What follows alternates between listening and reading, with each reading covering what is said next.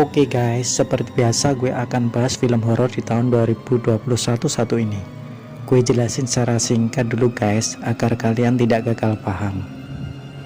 Film ini menceritakan mereka yang ingin membuat konten viral demi untuk upload ke sosial media. Mereka rela melakukan hal keji dan bahkan menghilangkan nyawa seseorang. Tapi yang jadi catatannya, mereka membuat sedemikian rupa hingga terlihat kejadian ini seperti alami. Oke, kita langsung saja guys, simak filmnya. Di awal film, kita diperlihatkan ada seseorang wanita yang diikat di sebuah meja. Mulutnya dibungkam dan dipenuhi dengan darah. Lalu datang seorang berpakaian hitam dengan membawa martil besar dan langsung memukul kepala wanita itu hingga pecah. Lalu film pun dimulai. Di suatu hari, dia bernama Elisa yang sedang menelepon ibunya. Dalam perbincangan itu, ibunya minta untuk dia menjaga kesehatannya. Diketahui kalau Elisa sedang hamil muda. Selang beberapa saat ada sebuah notif kalau mobil jemputan Elisa sudah datang di sini. Elisa yang akan menemui ibunya itu di Calabria, salah satu kota di Italia. Dia adalah Fabrizio dan dia adalah Sophia bersama dengan kekasihnya yang bernama Mark. Dan pria parubaya itu, dia bernama Riccardo. Dia adalah seorang dokter. Fabrizio ini adalah seorang supir seperti semacam mobil travel yang antar jemput penumpangnya itu, dan Fabrizio juga sangat terobsesi ingin membuat film. Dia suka membuat vlog perjalanan dia hanya untuk diunggah ke sosial medianya saja. Tak lepas dari itu, dia juga adalah mahasiswa perfilman dan singkatnya, mereka pun memulai perjalanannya. Perjalanan yang cukup jauh dan melewati hutan belantara. Mereka pun mulai sedikit berpesta bir di mobil itu dan sedikit membuat mereka mabuk. Di tengah perjalanan, Elisa merasa mual, memaksa mobil itu harus berhenti sebentar. Tapi saat mereka akan berangkat kembali, di sini Mark ternyata mengambil alih supirnya itu. Mark yang bering hanya ingin mencari hiburan dengan dia membawa mobilnya itu. Perdebatan kecil pun terjadi antara Mark dan Riccardo. Namun akhirnya tetap saja Mark lah yang membawa mobil itu. Lalu perjalanan pun dimulai kembali. Dan kini hari sudah mulai gelap, dan yang lainnya sudah mulai terlelap tidur, dan bangku di depan hanya tinggal Mark dan ditemani Fabrizio. Mark yang terus-menerus menenggak birnya dia, dan tak sadar di tengah perjalanan, Fabrizio melihat ada hewan yang tergeletak di tengah jalan.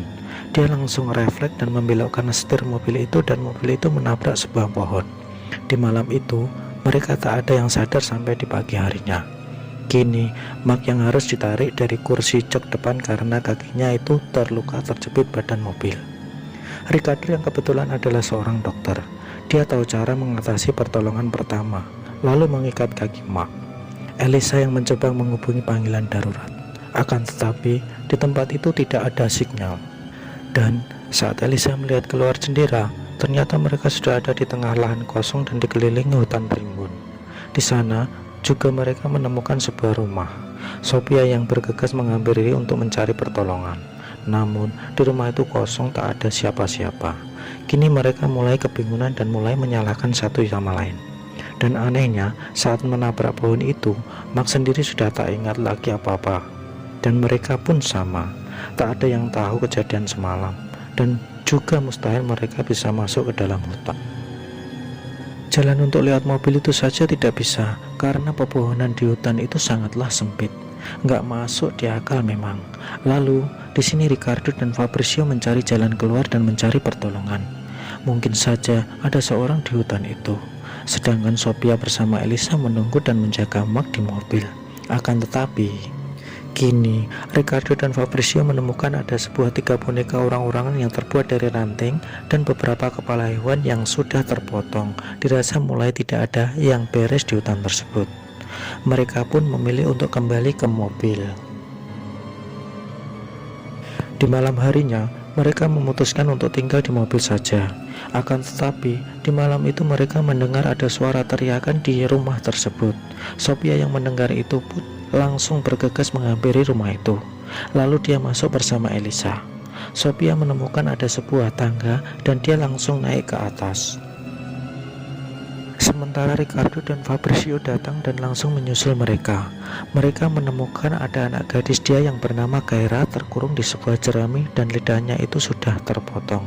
Lalu beberapa saat kemudian terdengar suara sirine. Anak gadis itu yang ketakutan mendengar suara itu.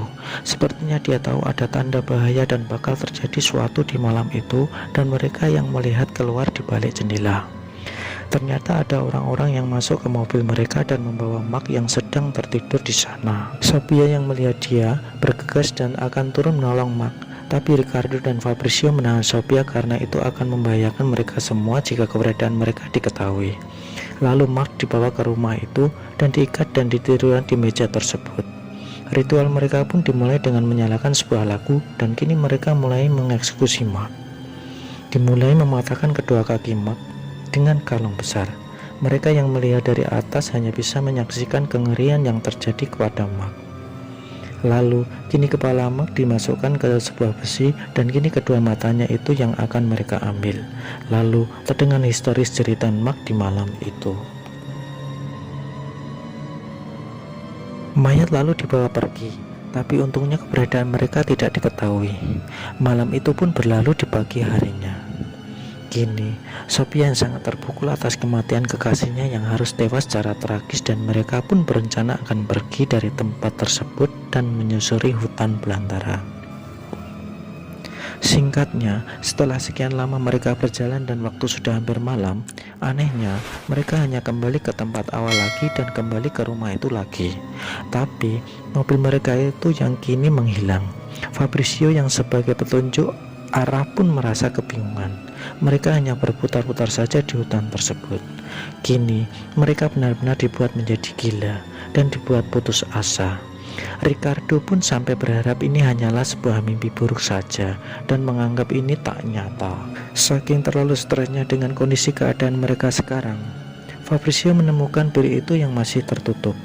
Setidaknya mereka masih menyisakan bir untuk mereka. Lalu mereka pun memutuskan untuk kembali menginap di rumah itu lagi, karena di luar sana akan sangat berbahaya.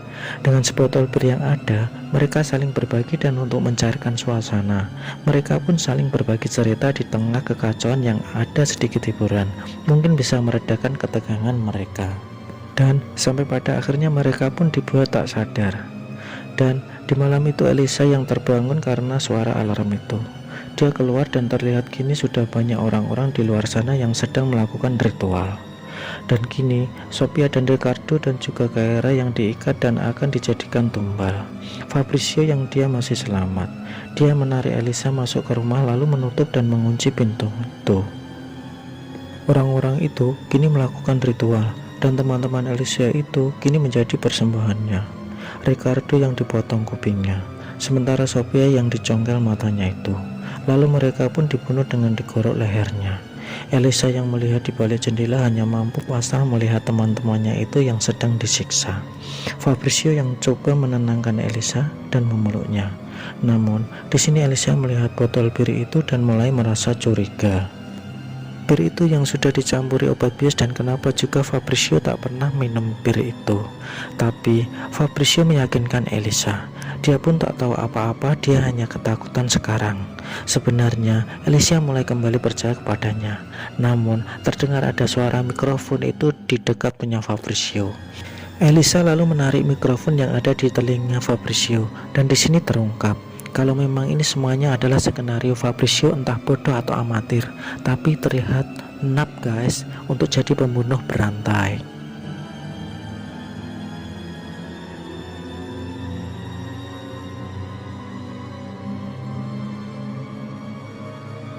Lalu datang orang-orang itu yang kini membawa Elisa.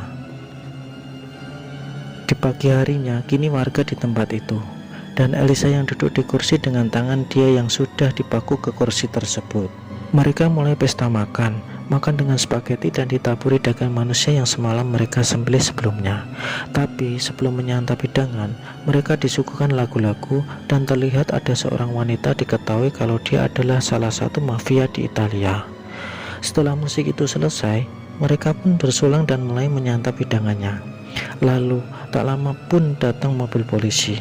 Alih-alih Elisa akan dapat meminta tolong pada polisi itu, namun sayangnya polisi itu yang menjemput wanita mafia itu saja. Lalu Elisa dibawa ke sebuah ruangan. Dia diperlihatkan sebuah video rekaman mereka selama ini.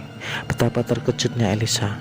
Ternyata mereka hanya dijadikan peran untuk sebuah film horor, dan film ini yang disutradarai oleh Fabrizio sendiri.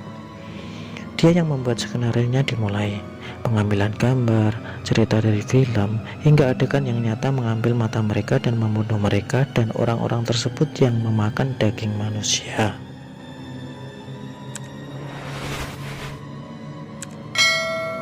Fabrizio sendiri terobsesi ingin membuat film horor yang diangkat dari kisah nyata, dan gilanya adalah konten yang ada di film itu dibuat dengan tanpa rekayasa, dan menurut dia ini adalah mahakarya terbaik dalam perfilman horor dunia. Lalu perbincangan mereka pun selesai di sini. Elisa yang nekat dan mencabut paku itu yang tertancap di tangannya. Elisa berhasil keluar dan dia masih ingat pada Chiara. Dia mencari keberadaannya. Elisa mendengar suara dari mobil. Dia mencoba mengintip di balik kaca mobil dan terkagetlah Elisa. Ternyata Chiara sendiri adalah adiknya Fabrizio, dan Chiara sendiri ikut dalam pembuatan film itu. Chiara berpura-pura menjadi korban dan pura-pura lidahnya itu terpotong. Adik kakak yang gila hanya sebuah film. Mereka melakukan kekejian terhadap orang-orang yang tak bersalah. Dan saat Chiara kembali berakting, kini Elisa yang memakai topeng dan menodongkan senjata itu kepada Chiara, dan Chiara yang terpental akibat tembakan dari Elisa. Dan kini Fabrizio yang keluar mencoba menghadang, namun dia juga terkena tembakan di kakinya. Dan kini dia yang dijadikan konten film horor. Elisa merekam adegan itu, dan kini Elisa menodongkan senjata itu ke mulutnya Fabrizio, dan bang, Fabrizio mudar. Dan ini adalah kisah dari filmnya. Lalu Elisa pun mematikan kameranya. Elisa berlari ke dalam hutan, dan di hutan itu dia menemukan ada anak kecil. Anak itu yang lari ketakutan. Elisa mengikutinya, dan itu adalah petunjuk jalan untuk Elisa.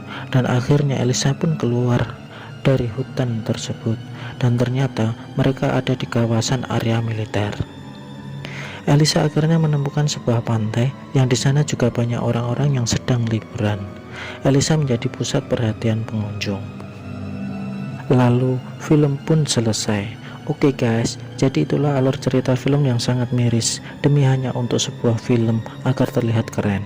Sang sutradara rela melakukan cara yang keji untuk mendapatkan sebuah adegan yang terlihat nyata, dan pada kenyataannya memang nyata. Semoga kalian suka dan terhibur, dan jangan lupa like, comment, dan subscribe ya guys. Thank you dan bye bye.